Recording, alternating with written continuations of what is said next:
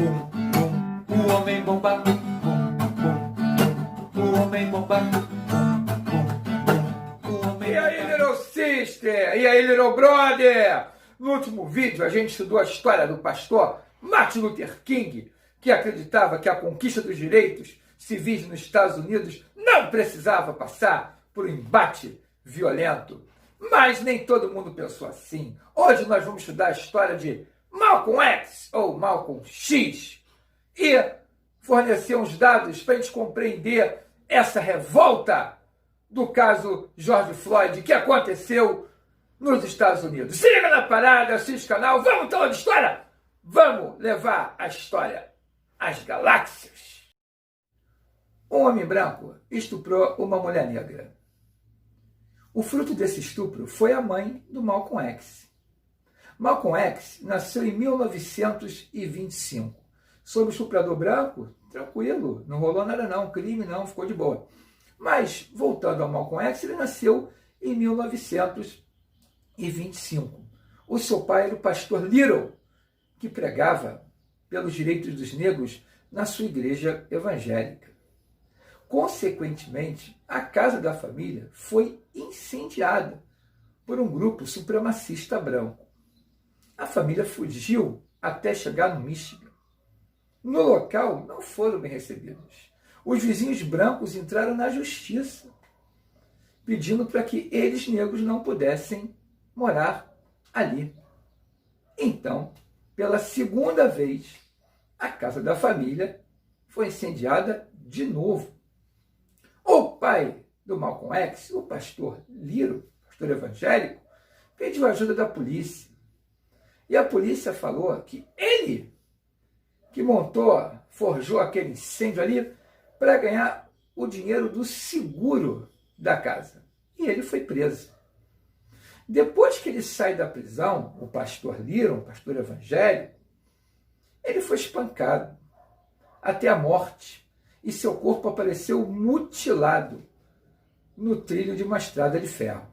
O caso foi dado como suicídio e sua mãe ficou com 8 filhos, fazendo um trabalho de doméstica. Mas ficava pouco nos empregos porque era negra e tinha famílias brancas que não gostavam, né, que seus filhos brancos tivessem influência de uma negra doméstica em sua casa.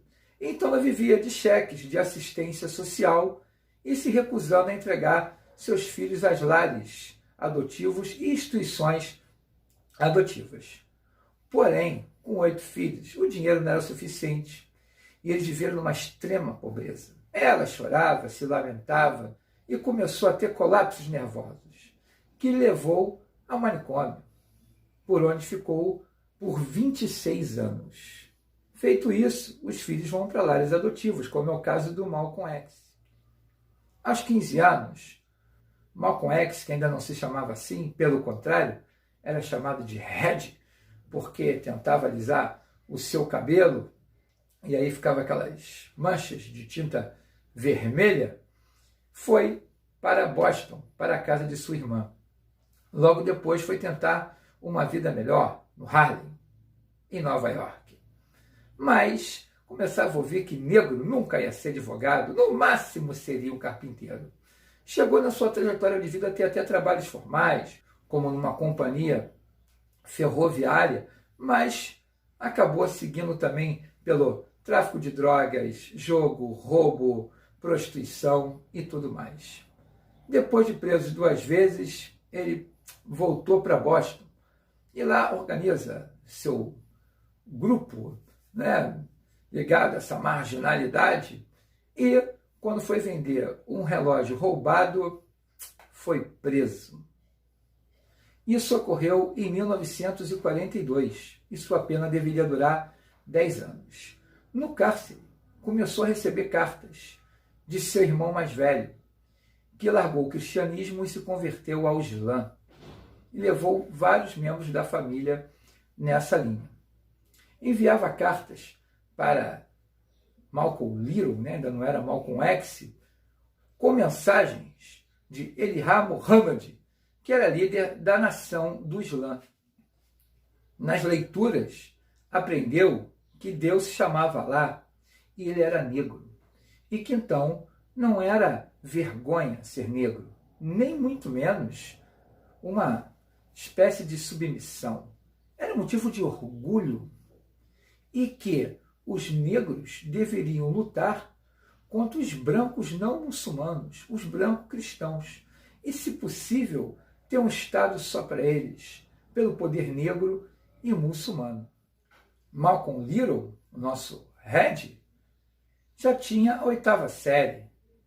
Lendo essas cartas, ele se disciplinou, né? Conteve sua rebeldia, melhorou sua erudição, formação de ideias, se converteu ao Islã, acreditava nesse conflito violento dos negros contra os brancos cristãos para um lugar melhor para os negros viverem, né? E saiu da cadeia em 1952 e entrou para a nação do Islã, onde vai conhecer a sua esposa Beth. Malcolm agora não queria mais o sobrenome Little. Dizia que esse termo Little foi um nome dado pelos ancestrais que escravizaram os negros. Então ele não aceitava mais nenhum termo que viesse desses brancos. Por isso ele botou Malcolm X. A força dos discursos do nosso simpático Malcolm X, sua erudição, contribuiu para que a nação do Islã de 500 pessoas passassem para 30 mil adeptos. Agora, Malcolm X, sem cabelo alisado e com orgulho de sua negritude, assistia à luta do Martin Luther King pelos direitos civis dos negros, pelo aquele modelo de resistência pacífica e desobediência civil. Inclusive tem um vídeo no canal, vê aí, galera, que é legal para você entender esse contexto. E ele via como que os negros apanhavam e o Estado praticamente não conseguia defendê-los.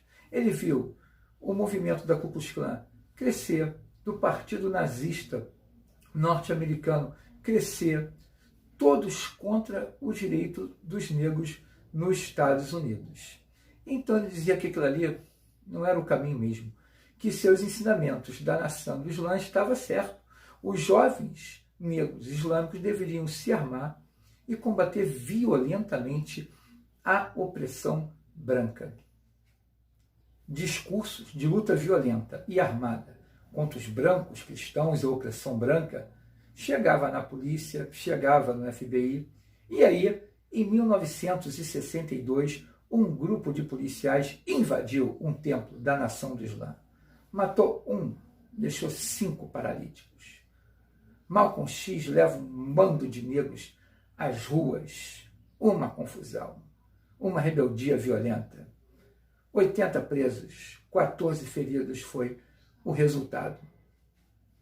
Em 1963, Malcolm X começa a romper com seu guru Elijah Muhammad, da nação islâmica. Ele já não gostava quando o líder dizia que as mulheres deveriam ser submissas, e ainda mais quando ele soube que Elijah Muhammad tinha casos secretos com mulheres dentro da congregação da nação do Islã. A ruptura se consolida ali quando Kennedy é assassinado em 63.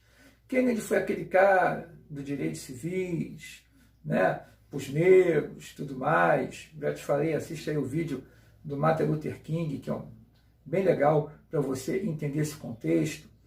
As leis de direitos civis que ele desejava vai ser aprovada em 64, né, após a sua morte. Então, quando ele morre em 63, o movimento negro não queria falar estrategicamente mal do Kennedy por essa postura de direitos civis, nem a nação do Islã aconselhava naquele momento criticar o Kennedy, né, para não ficar mal com a sociedade, né, com a negritude em geral. Mas Malcolm X não. Ele mandou. O Kennedy nunca conteve a violência aos negros, por mais que falasse de direitos civis. Então hoje ele é vítima da violência que ele deixou rolar. Ou seja, sinto muito, malandro, o que você liberou, o que você nunca questionou, o que você nunca combateu, o que você nunca fez questão de acabar, se voltou contra você. Eu sinto muito. Meu irmão, O Elijah Muhammad falou: 90 dias calado, você não pode falar mais nada, pelo amor de Deus. Toda a nação do Islã ficou contra o Malcolm X. Os movimentos negros ficaram contra o Malcolm X. Então, em 64, ele meteu o pé. Foi para a Arábia Saudita. E lá, no Oriente, vai estudar a história do imperialismo, das potências europeias no século XIX, sobre a África, sobre a Ásia. Nesse trajeto, ele conheceu brancos muçulmanos e que eram contra o imperialismo, que eram contra a opressão negra na África. Relata que passou a conviver com umas pessoas dessas e começou a achar então que o problema não era como o Elijah Muhammad falava, na questão de negros contra os brancos, que não poderia nem haver um bate-papo. Ele começa a achar que o problema da questão, então, era a exploração capitalista e imperialista sobre as nações mais pobres e os povos oprimidos como o negro. Em 1965, ele volta para os Estados Unidos. Já não queria mais nem se chamar Malcolm X. Passou a se chamar El-Rajah Malik El-Shabazz. E, na comunidade afro-americana, dizia que o problema era combater o capitalismo norte-americano, que esse sim era o grande vilão da opressão sobre o povo negro oprimido. Teve contato com Fidel Castro e convidou Che Guevara para discursar no Harlem, para essa rapaziada dessa unidade afro-americana. Tia falou: malandro, no Harlem não dá para ir, né? Sabe como é que é? Segurança aí é nula. Eu posso morrer, mas vou te mandar uma cartinha. E Malcolm X lia cartinhas do Che Guevara para a rapaziada do Harlem na luta contra o capitalismo. Para variar, em fevereiro de 1965, a sua casa foi incendiada. Então, o El-Rajah Malik El-Shabazz, nosso simpático e antigo Malcolm X, em protesto foi discursar no auditório do Teatro do Harlem. Nesse dia, tomou 14 tiros. Sabe-se que no episódio tinha gente do departamento da polícia infiltrado no seu corpo de segurança e pessoas da União do Islã também, né, considerando ele um traidor, envolvida no caso. E até hoje o caso não tem uma resposta muito definida.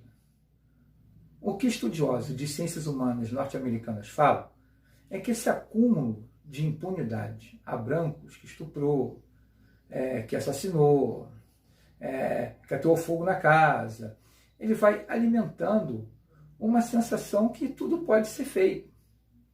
Então, pegando esse caso do nosso simpático George Floyd, o policial que o matou, né, o Derek Chauvin, né, ele já tinha mais de 20 processos de abuso de poder contra a negritude arquivado. E que em vários deles a situação era contornada como ele sempre agisse em legítima defesa. Consequentemente, vários jornalistas americanos hoje dizem que o cara se acostuma com essa impunidade. Então, ele matou aquele rapaz, o George Floyd, nessa imagem que chocou o mundo, acreditando numa impunidade, como historicamente existe, né, nos Estados Unidos contra esse ato de opressão à negritude. Tal fato gerou revoltas por dias dentro dos Estados Unidos, violentíssimas, nas ruas e chegando até a Casa Branca. Então eu fui pesquisar alguns dados sobre negritude nos Estados Unidos que ajudam a explicar, né, esse quadro de rebeldia perante até a morte de um negro que era trabalhador.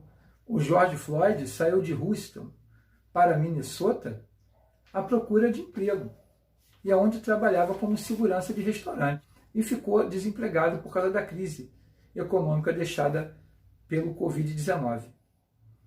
Aliás, os negros estão nos grupos do que mais morrem pelo coronavírus, porque, como são mais pobres, exercem trabalhos que são fundamentais, que não pode parar, né? Transporte público, supermercado.